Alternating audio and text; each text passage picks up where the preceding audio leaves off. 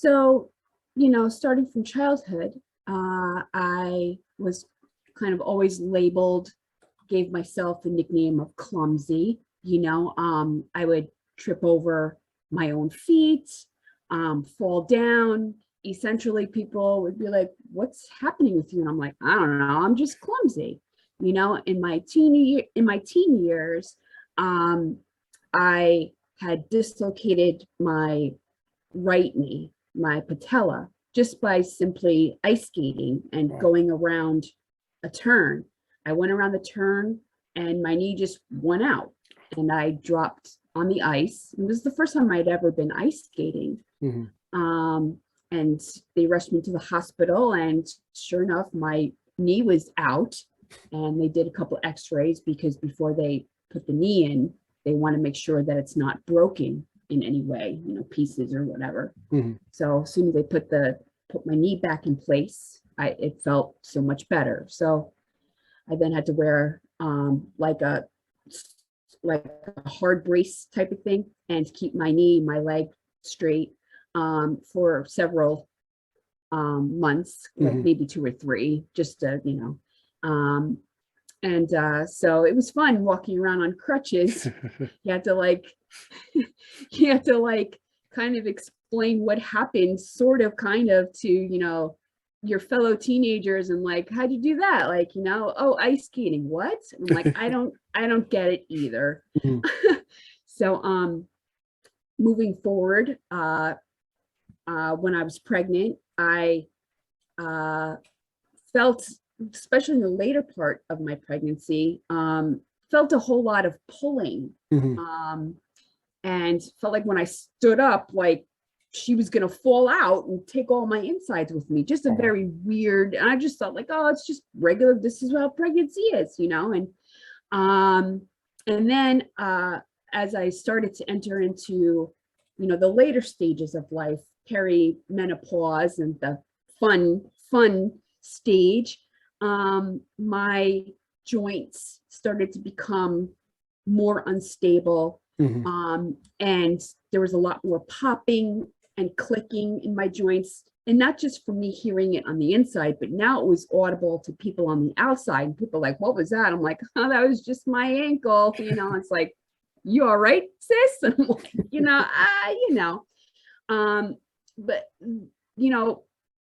the pain was becoming more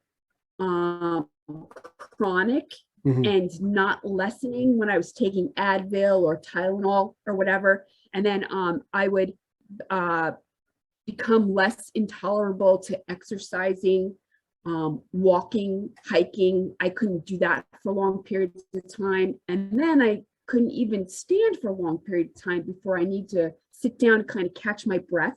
And again, just the pain, mostly in my knees, and in my hips, and in my back, and my neck, and just chalking up to like, I'm getting older, maybe it's arthritis, all that. And then I started having some other symptoms of, like intolerance to food, and just stuff that just not making sense for getting older. And a lot of people are like, you're only 40 years old. What do you mean old? Like old? Like, this is something that happens to people in like 60 or 70 years old. So I was like, all right. So then I started to, go to doctors and be like, okay, well, maybe it's just something a little bit more serious. And he gave me the diagnosis of hypermobile Ehlers-Danlos syndrome, which is, just hyper extension in joints, and also in other, for the most part, that affects me the most is my joints. But it has become progressive into other parts of my body that are connective tissue.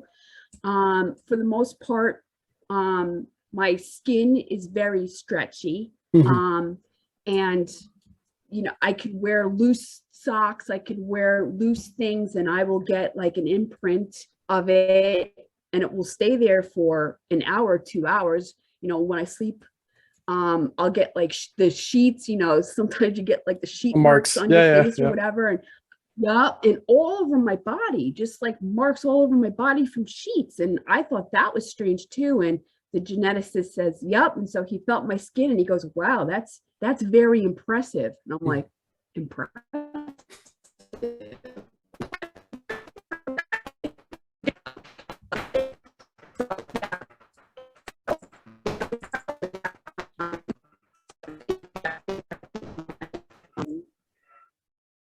So, sorry, continue. Okay. And so,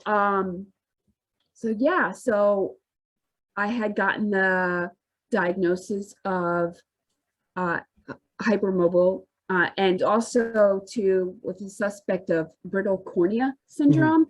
That's a subtype of EDS2 because for the past 12 years or so, I've been having tears in my corneas, and I've been going to the doctor, to my optometrist, and I get, she didn't understand what was going on, and she kind of gave me the diagnosis of corneal dystrophy. She Gotcha. says, but it's not right diagnosis, but I don't know what it is. And as soon as I told her about Ehlers-Danlos syndrome, she said, there you go. That's it. That explains what it is. It's because your eyes are another connective tissue, Mhm. that gets affected along with ears and um, skin, GI tract, reproductive tract, lungs, heart. There's just so many different things that can be affected. Mhm. And everyone's journey is different. So that's why they call it a syndrome, because not everybody's going to have the same exact symptoms, depending upon what type you have or how it progresses. That's true. That's true. So after all that has happened, what was your emotions when the doctor told you you had EDS?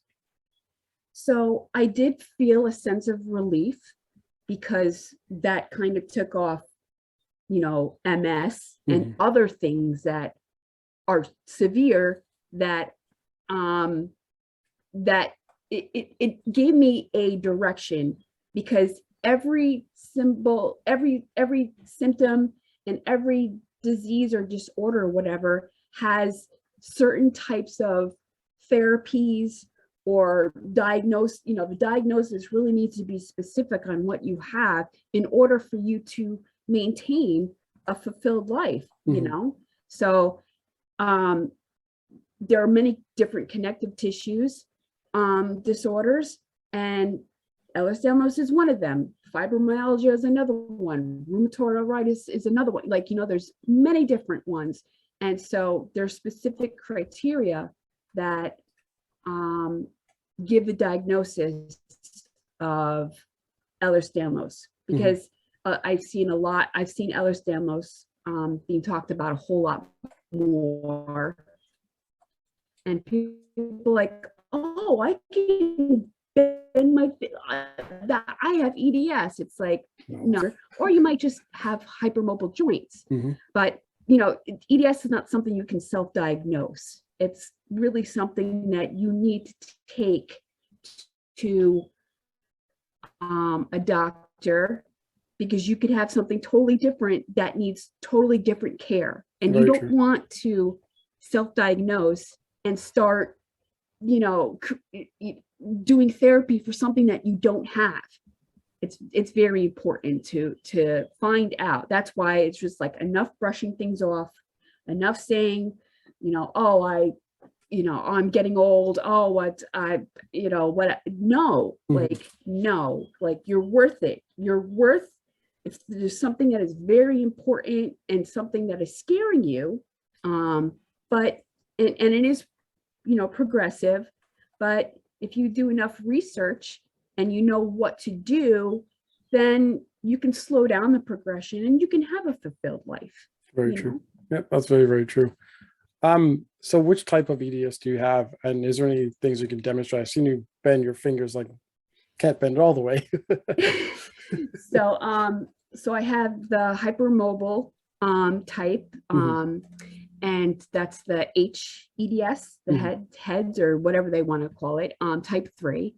And I am very flexible in my there's a scale that the doctor will have you perform different types of, they call party tricks or whatever, and there is 9 points, and I scored all 9 points for a certain age and your sex type or whatever. You have to meet a certain criteria to be, you have to hit a certain amount of points. And then there's another whole entire list of criteria that specifically goes into Ehlers-Danlos syndrome and not hypermobile, like, because there is a hyper mobility spectrum disorder that is not EDS. Gotcha. So I had met other criteria on there with, like, I had a hiatal hernia, I had abdominal hernia, I've got, crowding of teeth, I've got a high palate. There's these things called papules on your sole when you stand, and there's like, it looks like you've got like masses on your sole or whatever. It's really weird, but it's collagen kind of just building up on your feet. So when he saw that, he was just like, oh yeah, that's one of the key factors of Ehlers-Danlos syndrome. Gotcha. And then he performed all the the hypermobile, so like this was like, this is kind of like a big one. Yeah. Yeah, you can do that, pretty easily. Some people can even, they don't even need to bring they can just easily do it. Just do it like that. Yeah. But like that's not supposed to hurt when you do that. Like there's a certain angle with the elbow. With the elbow and also with your knees. On my TikTok, I have a, EDS check, and I kind of went through all the points. And the last point, where it's pretty rare for people to hit, but it's being able to bend over and put your full palms on the floor without like bending your knees. So that's hyperextension in your hip flexors. Gotcha. My daughter can't do that one, but she can do every other one. So a lot of people might hit like an 8 out of 9 or even like 7 out of 9. So yeah, so lucky me, I hit them all. At least you got perfect scores. Perfect scores. So with all this being hypermobile, mobility with the EDS, your cornea and so on and so forth, what other life hacks do you have life hacks just to help you on day-to-day activities? So I basically do a lot of bracing. I have wrist brace, I have a knee brace, I'm making, and I'm going to purchase ring splints, because that's another thing where like when I'm typing, my fingers can really go backwards, and it doesn't hurt, but 6, 7, 8 hours of working and typing, it really starts to get sore. So I'm looking into getting ring splints where it's going to basically not have my finger extend too much and kind of keep it on a straight plane like that. I've been making them, but mostly because ring splints can get a bit expensive.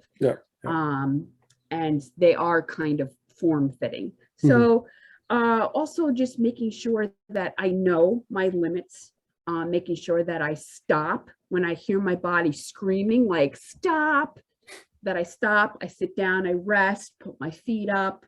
If I'm at the sink washing dishes, sometimes I will bring like a stool over so I can kind of sit down and continue washing. And I have a nice mat that is gel foam that I stand on, so it helps with my knees and my back, so I'm not in total pain. So basically stuff like that, just knowing and doing a lot of research and being a part of the support groups to get other people's ideas of to help you get through this and know what to do, because there's a lot of stuff that I've learned on the groups that really I've like, wow, I didn't even think about that. And Exactly. I've purchased, and it's helped me a whole lot. And it's also great to see that there are other people that are suffering with the same things that you are. And it, and it just makes a big difference. It's really nice to have like that support group and Yes, be a part of a group or a community that's going through the same thing that you're going through. Therefore, you could bounce off ideas or say, hey, maybe I should try this out. It could help me, and so on and so forth, and have that relationship and I guess that comparison as well. yeah. You mentioned about your daughter earlier. Does she have EDS as well? She does. She has the same type as me, the hypermobility one. And she will be 17 in August, and she's on she's on varsity tennis, and she has dislocated her knee, not even from playing tennis, just from doing a dance or something like that. It's really weird. It's just really weird. So it's not something that I would have wished for her, but something that definitely motivated me to pursue my diagnosis, so that her at such a young age can be diagnosed and be able to